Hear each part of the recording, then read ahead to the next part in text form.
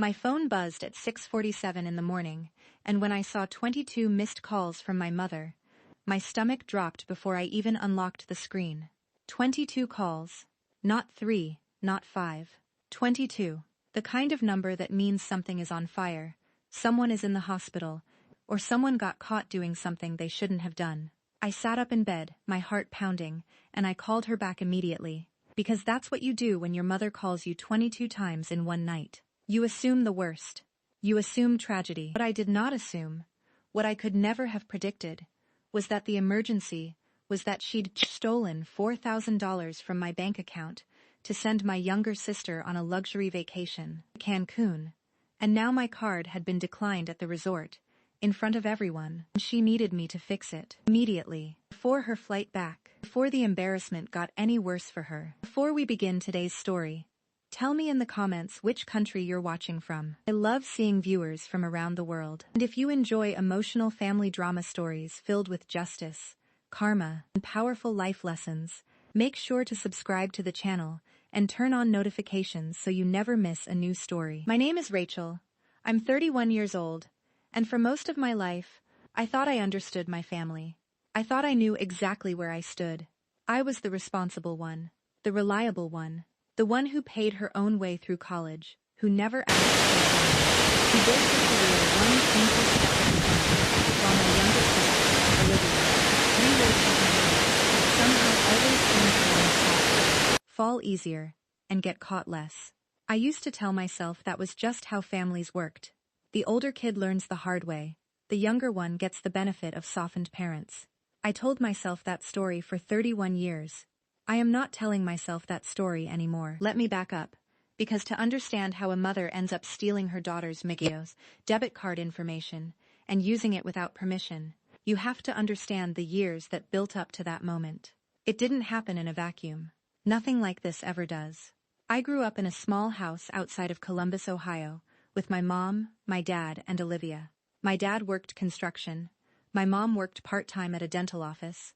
And money was always tight, but never so tight that we went without dinner. We were what you'd call lower middle class and proud of it. My parents drilled into me from a young age that I needed to be independent, that I needed to make my own way, that the world wasn't going to hand me anything. I took that lesson to heart. Got my first job at 15.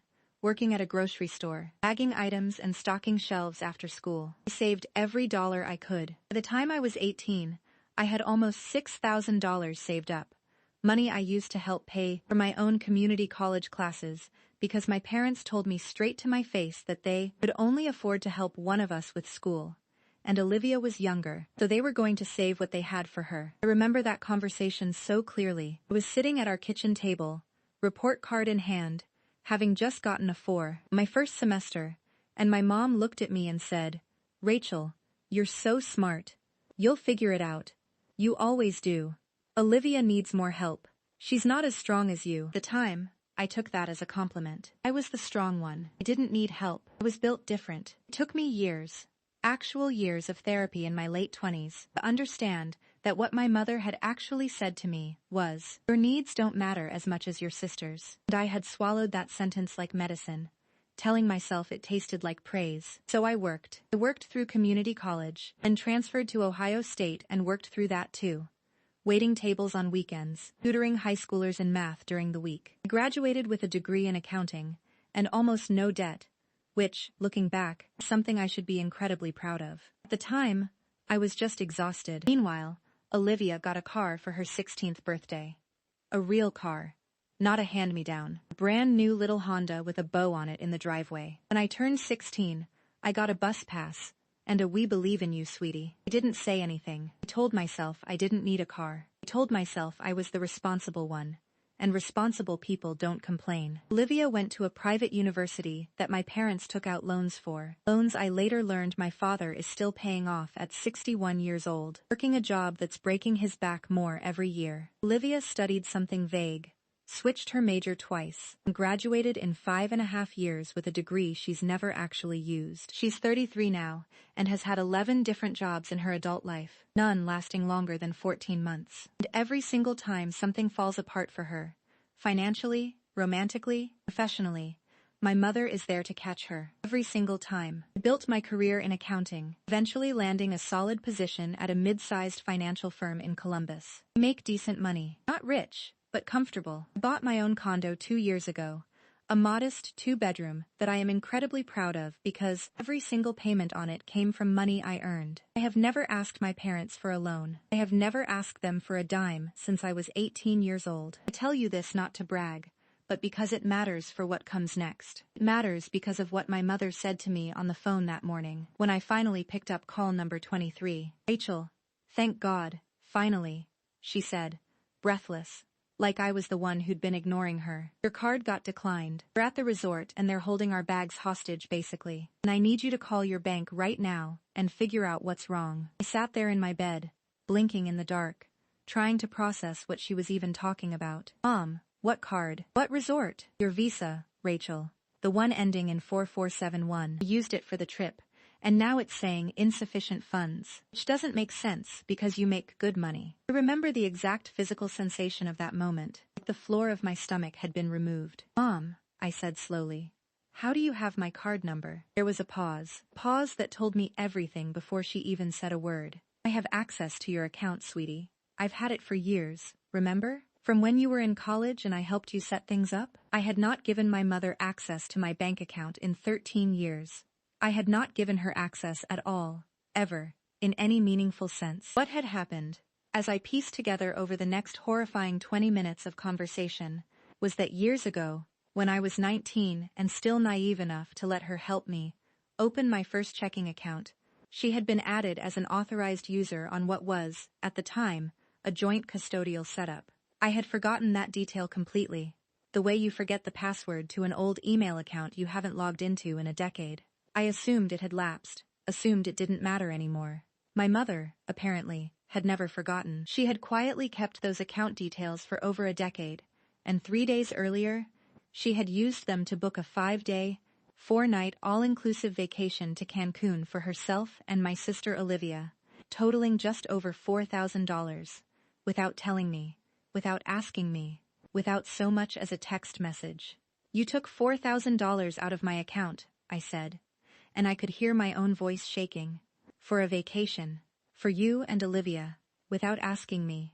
It's not stealing, Rachel. Don't be dramatic, my mother snapped, her tone shifting instantly from pleading to defensive, the way it always did the moment she felt cornered. Olivia just went through that horrible breakup with Marcus. She lost the apartment. She's been a wreck for months. She needed this. I needed this too. Honestly, your father and I haven't had a real vacation in years. I was going to pay you back. When? I asked. When were you going to pay me back, Mom? Were you ever going to tell me at all? Or was I just supposed to find $4,000 missing from my checking account and assume the bank made a mistake? You're being so cold about this, she said, and I could hear Olivia's voice faintly in the background, asking what was going on, and my mother shushing her. Your sister is going through a hard time. I thought you'd want to help, and there it was. A sentence that had defined my entire relationship with my family since I was a child, dressed up in slightly different words every time, but always meaning the exact same thing. Your sister's pain is more important than your boundaries. Your sister's needs override your consent. You should want to help, and if you don't immediately want to help, there's something wrong with you. Something cold, something selfish. I want to be honest with you about what I felt in that moment, because I think a lot of people who'd experience something similar with their own families will recognize it. I didn't feel rage first. Rage came later. What I felt first was a sick, familiar shame, like I was 8 years old again being told I was the strong one who didn't need anything. I actually, for one humiliating second, almost apologized to my mother. I almost said, I'm sorry, I didn't mean to sound cold. That is how deep this conditioning runs. Someone steals $4,000 from you, and your first instinct is to apologize for how you're reacting to it.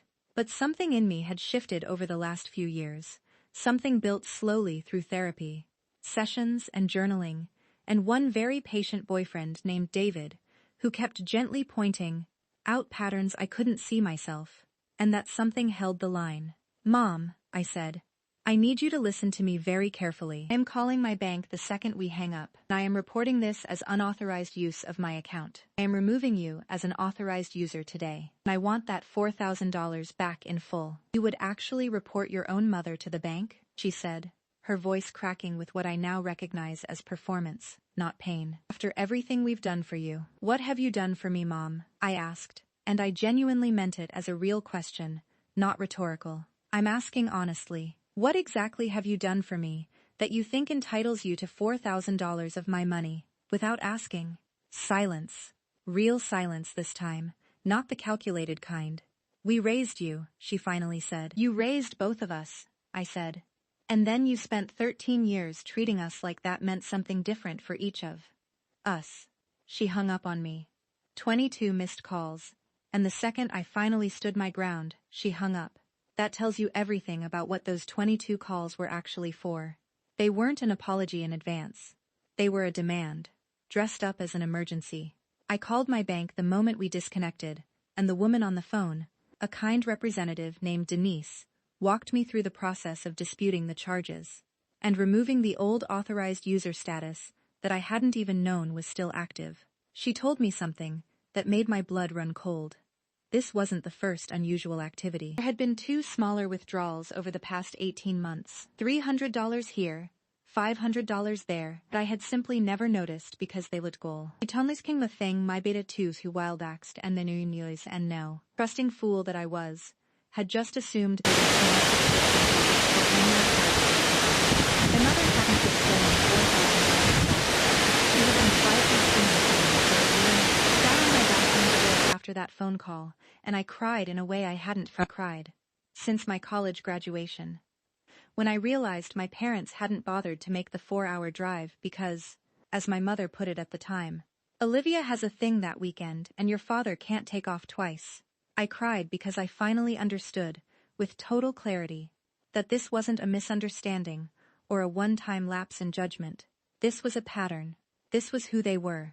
I had spent 31 years being the family's emergency fund, the unpaid safety net, the daughter who was loved conditionally on her usefulness and unconditionally ignored. Otherwise, called David that morning, and he came over before he even went to work, which tells you something about him. I told him everything, and he didn't say, "I told you so," even though he absolutely could have, because he'd been gently raising concerns about my family's dynamics for 2 years. He just held me and said, "You know this isn't your fault, right? And you know you're allowed to protect yourself, even from them?" I want to fast forward a little, because the next part of this story is where things got even more complicated, and where the second, bigger betrayal came to light. 3 days after the Cancun call, my mother showed up at my condo unannounced. I almost didn't open the door, but I did, because some old habit in me still associates not opening the door for my mother with being a bad daughter. She walked in like nothing had happened, sat on my couch, and said, "Have you cooled down yet?" "Cooled down from what, Mom? From finding out you've been stealing from me for over a year?" "It wasn't stealing," she said again, that word clearly unbearable to her. "I was going to pay you back. I always intended to pay you back." "With what money?"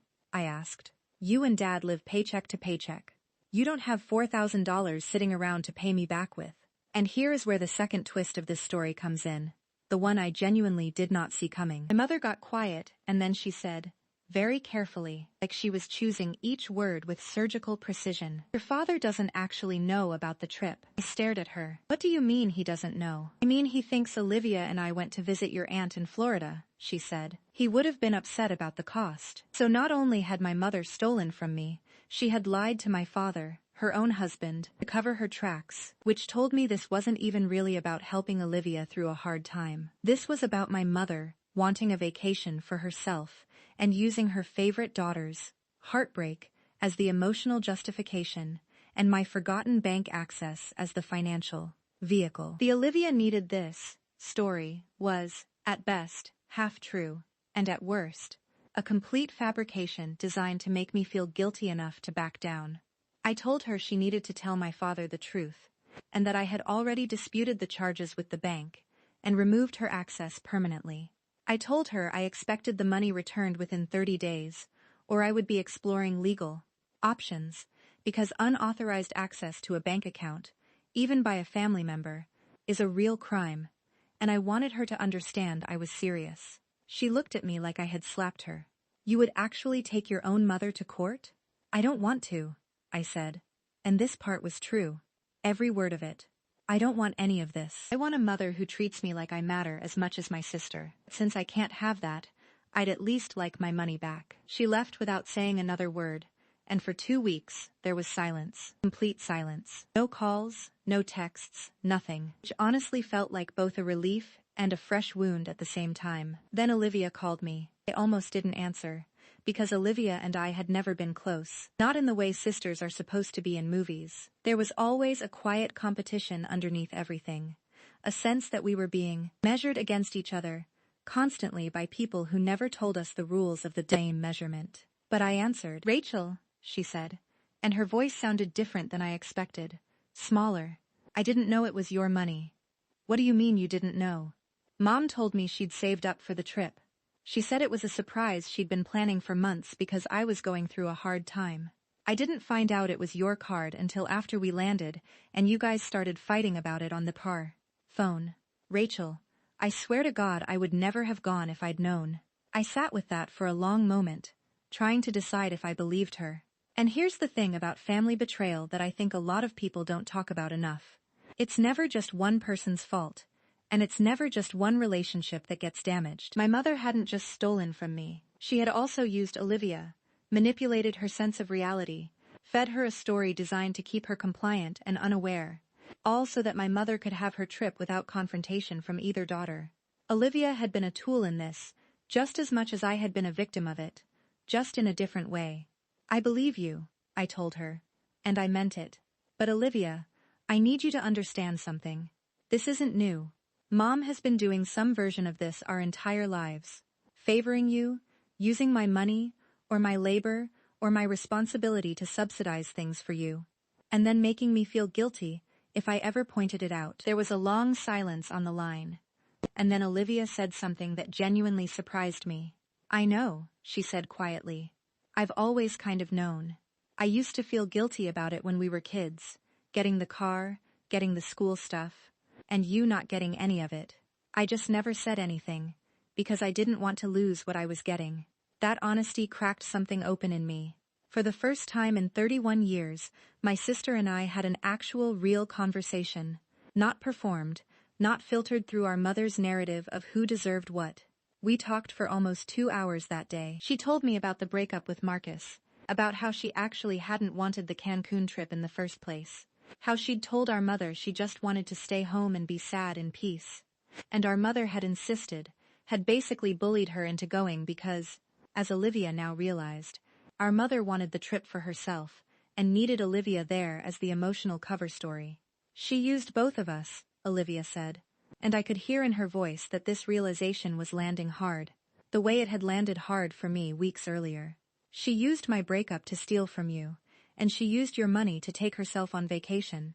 And she made it look like she was being a good mom the whole time. I want to tell you that this story ends with my mother having some dramatic redemption arc, falling to her knees, sobbing, and changing her ways. That's not what happened, because real life doesn't usually hand you a movie ending. What actually happened was messier, and, in its own way, more satisfying. My father found out the truth about 3 weeks after my conversation with Olivia.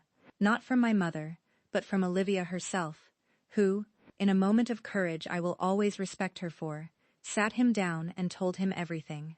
That the Florida trip was actually Cancun, that it had been paid for with my stolen card information, and that our mother had lied to him directly to cover it up. My father, who I had always seen as somewhat passive in our family dynamics, someone who let my mother run the household decisions while he focused on work, reacted in a way that surprised all of us. He was angry. Genuinely angry. Not at me, or at Olivia, but at my mother.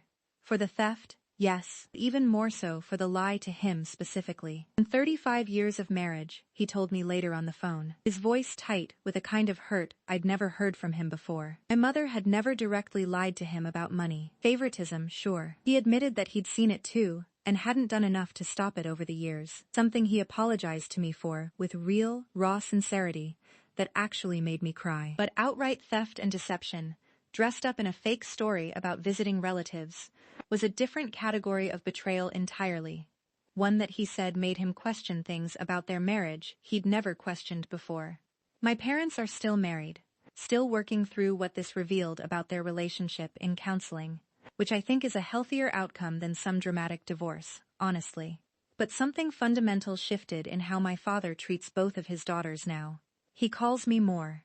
He asks about my work, my condo, things he never used to ask about because, I now understand, he'd simply outsourced all emotional parenting to my mother, and never noticed the inequity she was now creating underneath his nose. My mother did eventually pay back the $4,000 in installments over about 4 months, money that I later learned she pulled partially from a small retirement account she had under her maiden name, that none of us, including my father, knew existed. The existence of that secret account was its own small, sad revelation about who my mother really was underneath the role she'd someone who had been quietly building an exit fund, a private safety net, while telling the rest of us there wasn't enough money to go around fairly. I haven't fully forgiven her, and I want to be honest about that, because I think too many of these stories end with a neat little bow of forgiveness that doesn't tell how healing actually works. What I have done is set boundaries that I never had before. I see my parents now maybe once every 6 weeks, on my terms, in public settings where conversations stay civil. I no longer send money, ever, for anything, to anyone in my family, no matter what crisis is presented to me. I removed every single piece of access my mother ever had to any account of mine, and I check my statements now with the kind of vigilance I should have had years ago. Olivia and I, though, we've actually become close, genuinely close, for the first time in our lives. She got a new job about 2 months after all of this, a stable position at a marketing firm, and she's held it for over a year now, longer than anything before. She calls me sometimes just to talk, not because she needs something, which is a change neither of us takes for granted. We went out for her 34th birthday last month, just the two of us, no parents involved, and she said something to me over dinner that I think about often. "I used to think you didn't like me very much," she said.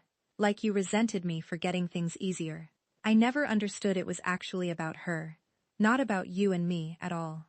It took me a long time to understand that too, I told her. The 22 missed calls still come up in my mind sometimes, usually late at night, usually when I'm doing something mundane like washing dishes or driving home from work. I think about how desperate my mother sounded, how certain she was that I would simply fix the problem, the way I always had, the way I'd been trained to since I was a child. I think about how close I came to actually doing it, to calling the bank and just covering the charge quietly, apologizing for the inconvenience of having boundaries, the way I'd done 100 small times before without even realizing what I was doing. What stopped me, in the end, wasn't anger. It was a strange, quiet kind of clarity that settled over me somewhere in that 20-minute phone call. A recognition that loving someone and protecting yourself from them are not mutually exclusive. That you can hold both truths at the same time. I love my mother, and my mother hurt me, repeatedly, for most of my life, in ways both small and enormous. And the $4,000 wasn't really about $4,000 at all. It was about 31 years of being told, in 100 different quiet ways, that my needs were secondary, that my money was communal property the moment my sister wanted something, that being the strong one meant being the expendable one.